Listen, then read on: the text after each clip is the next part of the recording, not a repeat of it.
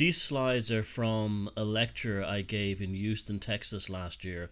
The event was filmed, but for some reason, sadly, the video of my lecture was lost. So, in an attempt to make amends for this unfortunate event, I'm putting here together the slides as they appeared in the presentation and the order in which I have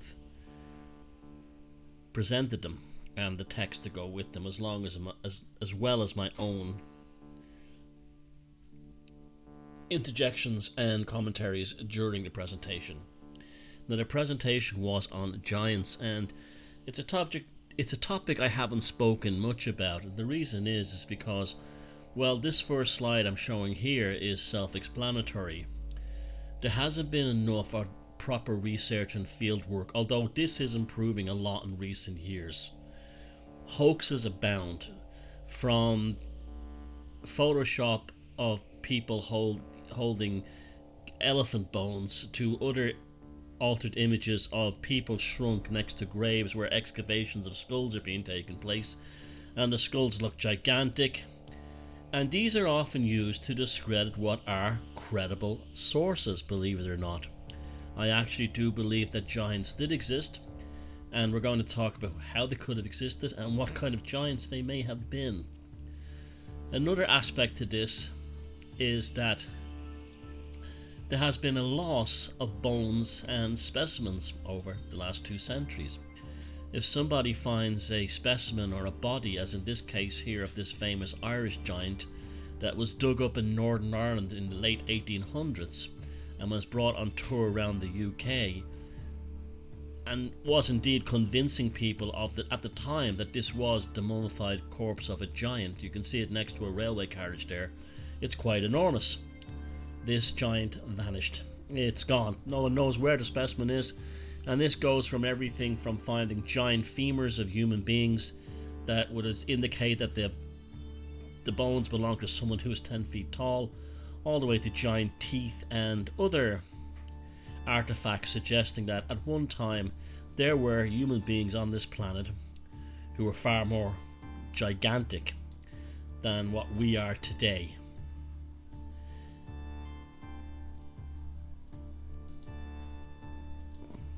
Now, what do we mean by giants when we hear the term giants? Are we talking about literally large human beings, as in us in the past being much larger? Are we talking about an extinct species of humanoid who were separate from Homo sapiens, who grew to an exceptionally large size? Are we talking about non-human entities from the fairy world, such as the gentry fairies that exist in this part of Ireland, which are 6 foot plus? Contrary to popular opinion, not all fairies are small, some are quite large. So are they from that non-human elemental world that somehow begin to encroach into this world? Is Bigfoot, for example, one of these? Are we talking giants in the metaphorical sense? Great thinkers, mystics, intellectual leaders, etc. Because a lot of the times we have translation issues. In many of the ancient texts they will talk about a man who was a giant or a leader who was a giant, but they mean it in an allegorical or metaphorical sense. They don't literally mean that the guy was a monster or a giant. They mean that he had a great leadership, he was possessed with great power and influence, or he had a giant intellect. But but even so, the whole thing is universally there. It's everywhere. Giants exist everywhere. And of course, not only are there friendly giants or benign giants, but there's also adversarial mythological giants. And this is very interesting in the context of human beings, perhaps indicating some kind of conflict with these giant humanoids in the past. In the Irish tradition, you have Balor of the Evil Eye. You have the frost giants of the Nordic tradition. You have Goliath of the Hebrew tradition, and of course you have Fenrir of the Norse tradition, the gigantic dog. And like I said, it's a universal idea. It's present in many folklore and mythological traditions. And also, as mentioned previously, there always seems to be an antagonism of some sort between humans and the giants whom they replaced. We also hear this as well. Jack and the Beanstalk and so on. Also, and it cannot be ignored, the folklore and mythology of the giants is strongly associated with that of megaliths around the world. Many megaliths are called giants' graves, for example, in many countries. And then there's other stories of the giants retreating into the inner earth rather than being made outright extinct on this earth. And this may suggest some kind of gravitational or climatic shift or change, which meant that the giants could not function as they had on the surface. Now, one of the pinpoint areas when we study giants is the tiny island in the Mediterranean of Malta. Malta folklore continually makes reference to a race of giants who lived on the island before the first humans arrived from Sicily in the Neolithic period. Now that's very distinct. They're saying in every case in Maltese folklore the giants were on the islands and they were the ones who built the vast and very surprisingly complex megalithic structures.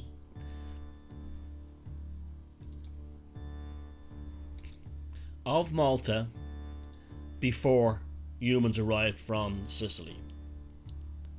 Again, mythology denotes trickery used by humans, like in Jack and the Beanstalk, to fool and take from the giants their megalithic infrastructure and lifestyle. The giants were portrayed as kind of dumb, not very bright. There's a Maltese folklore, one particular tale that talks of a giant who is challenged to an eating competition by the humans, and as soon as the giant eats too much and is resting and digesting, the humans jump upon the giant and murder him. Again, this shows up everywhere. It's kind of like the giants were somehow almost innocent and were wiped out by the humans for that reason. Big harmless lugs almost. And again, the particular diet and food plays an interesting aspect in this. The beans. In the Maltese folklore, the giants live on beans and are basically killed by eating too many beans.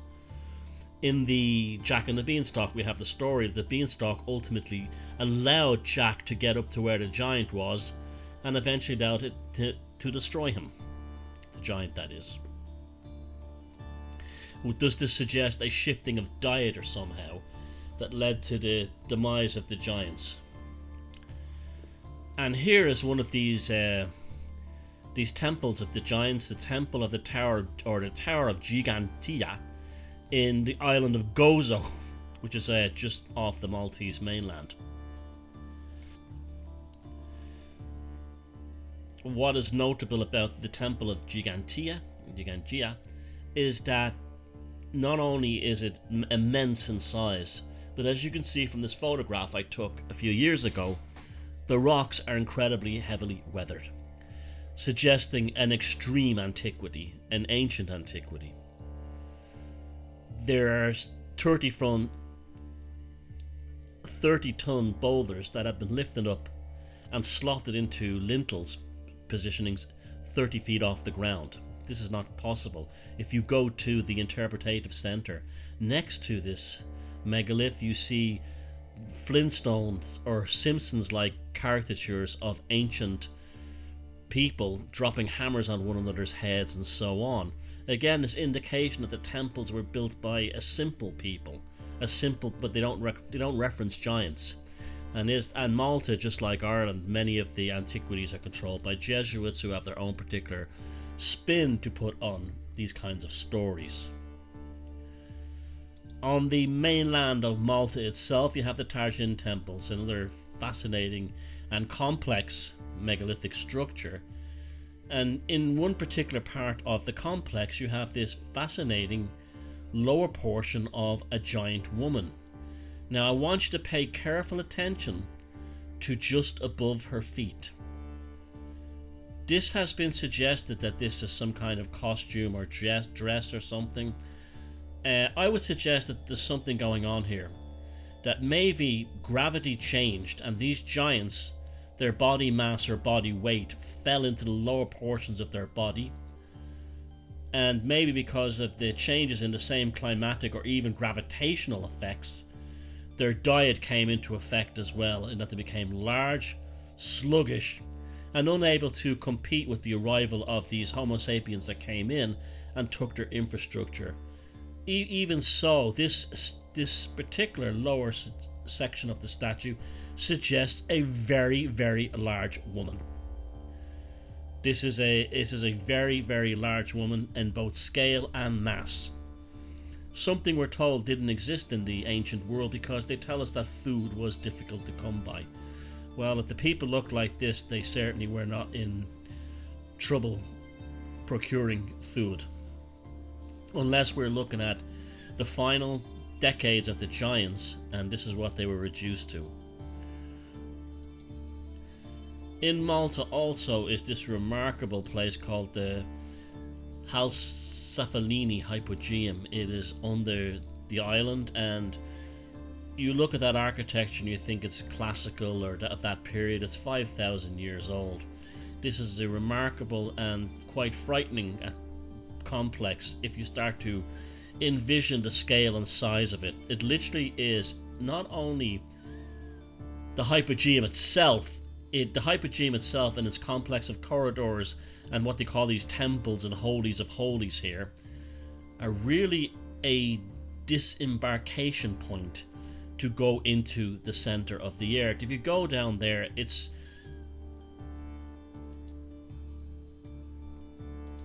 akin to going into a high security zone.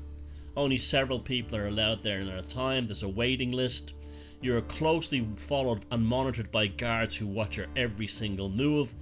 The questions you ask, if they're any way uncomfortable for the guards, they're bluffed off. You're told that this was basically a Neolithic human death cult which filled this place full of bones and created all these complexities for no other reasons. My opinion is, having seen the very end part of the Hypogeum, that it is a gateway into the inner earth.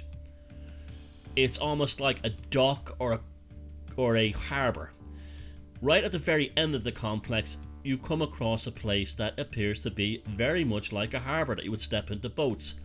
And there appears to be kind of a river which continues on deep into the island, and they tell you there's nothing beyond there, but they're obviously lying, there is.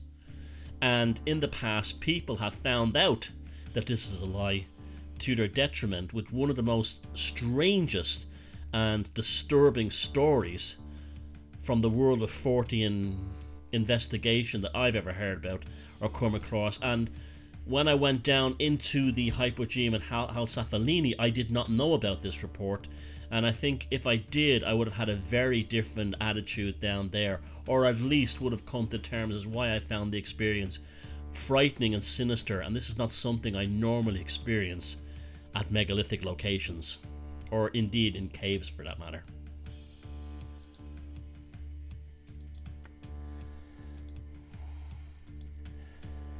Now this story of this disturbing events which took place in the Hypogeum was reported in mainstream media. In the decades and years since, this has been scrubbed from the official records. Anytime anyone puts the mainstream source reference up on the Wikipedia page, it is immediately scrubbed from the Wikipedia page. Now, it was by a Richard Walter, who wrote for National Geographic in August 1940. Now, National Geographic is hardly the world weekly news. We're talking about the standard nature and social and cultural reporting magazine that is as mainstream as you can get, is as establishment as you could get. And here's what they wrote in the August 1940 edition. Many subterranean passageways, including ancient catacombs, now are a part of the island's fortification and defence system. Supplies are kept in many tunnels, and others are bomb shelters. Beneath Valletta, some of the underground areas served as homes for the poor. Prehistoric men built temples and chambers in these vaults. In a pit beside one sacrificial altar lie thousands of human skeletons. Years ago, one could walk underground from one end of Malta to the other. The government closed the entrances to these tunnels after school children and their teachers became lost in the labyrinth while on a study tour and never returned. Now, the story is that the terrifying saga of the lost school party in the depths of the Hypogeum Halsafalini is assumed to be an urban legend, but it did indeed take place and was widely accepted story in Malta as a real event which took place just before the First World War, so 20 or so years before Richard Walter's article in National Geographic. The deep natural tunnels under the Hypogeum have been sealed off ever since a school took 30 students into the caves and they all disappeared, the guide and all. Now, that was the part of the Hypogeum I'd mentioned in the previous slide that I said felt like a dock, that you could just step into it, get on a boat and make your way into the inner earth, where the tour guides today, it should be really called the Gestapo, will tell you that's all lies and there's nothing beyond there. Now, search parties were never able to locate any trace of the people or the children, and there were stories of the terrified search parties returning with tales of strange lights and growling noises in the tunnels that have never been officially confirmed, but the rumours of a far deeper network of caves and the lost school party appear to be completely legit. Yet both any telling of these stories and exploration into the tunnels are curtailed by the official bodies. To make the story of the missing school party even more unsettling, it was asserted that for weeks afterwards the wailing and screaming of children was heard underground in different parts of the island, but no one could locate the sources of the cries. This story of the missing children was further compounded by an article written by a Miss Lois Jessup, at the time an employee of the British Embassy in Valletta, the Maltese capital. Now, again, we're talking about official sources here. This is not a tabloid journalist. This is an employee of the British Embassy in Valletta, in which she described how on her first visit to the catacombs she finally convinced the guide to allow her to investigate one of the so-called burial chambers. Now, this is the part that they don't allow you in today. Near the floor of the last chamber of the third sub-basement, exactly where I'd mentioned that I had asked the guide what's beyond here. At the end of the supposed Hypogeum tour, he seemed to know something that she didn't. But finally he consented and told her that she could enter at her own risk.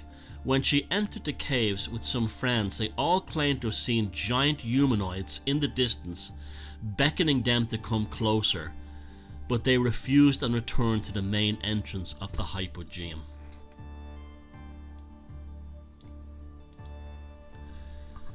Now, another island in the Mediterranean closely associated with giants is Sardinia. In fact, in recent years there's been a lot of talk about, and documentaries and films and very good presentations on these giants of Sardinia. Their main legacy seems to be these interesting buildings called nuragis. They're multi-complexed towers, not often circular. Sometimes they're 3 circles joined together, and sometimes they're quad in shape, like 4 circles. And they are often quite complex built, and there's 7,000 of them known, and there may be thousands more that in ruins, or the interior of Sardinia is still quite remote, that are unknown. These are remarkable structures, and no one knows why they were built and why they were built on such a colossal scale. They were apparently built in the Bronze Age, and again, local folklore says that they were built by a race of giant people. And again, they all seem to have significant astronomical alignments. This is, if our ancient ancestors, or if there were ancient ancestors came into contact with giants, these giants seem to have a very complex understanding of astrology and astronomy. The Nuragi towers are immense, absolutely immense, and if you come to Sardinia and Corsica with myself and Cara St. Louis next summer in 2019, you'll get first hand to visit these remarkable structures and go inside them on this remarkable island. The giants aspect will be a major part of the tour. Now, also all over Sardinia, I took these photographs of these giants' graves, they're called. They look like headstones, but they're the opening of these Nuragic temples, which are the shape often of a bull's head, a giant bull's head from the top. In fact, bull cult and bull veneration is central to Sardinian folklore. To give you an idea of the scale, if I was to stand in front of one of these, my head would come up to the central crossbeam. And that's how large they are. And the hole in the bottom, the larger one on the right I could probably crawl through. The one on the left would be a bit more difficult. That's quite small, but that's how big they are. That's why they were soon to be the graves of giants. You can see yourself, they're ancient, and they're also quite complex. We're talking about, the Bronze Age. This is supposed to be done with like simple basic tools. The effort needed to do these, and to remember there are thousands of these on the island. And the megaliths of Sardinia alone have to be, as me standing on top of one on top of a mountain. You can see the size of the boulders I'm standing on. They're immense. And that's the inside of the same chamber of which I'm standing there on the left. Again, stories surrounding giants. Giants here, giants built these, giants existed here. It's so entrenched within our culture, and yet we're told it doesn't exist. You see in the Irish stories, you have the stories of Finn McCool building the Giant's Causeway. It's everywhere. Now, what happened to the giants? Well, I would like to suggest in this final slide of this very touching image of a sculpture of the sleeping lady of Halsaphalini found inside the Hypogeum. This thing is quite small. It's only a few inches wide. It could fit in the palm of your hand. And then again we see this large woman. Nothing like what they tell us people from Neolithic times would have looked like. She's obviously well fed. Now they say she's sleeping. I would like to throw in my own interjection here. I think she's dying. I think we're probably seeing the last giant of Malta dying, and the humans tended for her at the end and took care of her. Perhaps gravitational changes. She was unable to get up and they looked after her. Perhaps other things, but this sculpture is far too sensitive and moving and touching to be just a mere depiction. You can actually see, especially when you see it in real life, in the National Museum in Valletta, there's a real element of compassion and care to it. And you look at her lower hips, they're very similar to the lower hips we saw on the slide earlier on at the Tarjin temple. So in closing, I do believe that giants once existed. I don't know specifically if they were related to us or they're separate species, but every indication is that the ancient monuments of the world, they were probably built by them, and something happened that made life on this planet difficult for them. Either a change in gravity, changes in the sun, changes in the atmospheric pressure even, that may have sent them underground to begin with. But I hope you enjoyed this presentation, and if you have any more to add to this, please leave a message in the comments below. Thank you very much.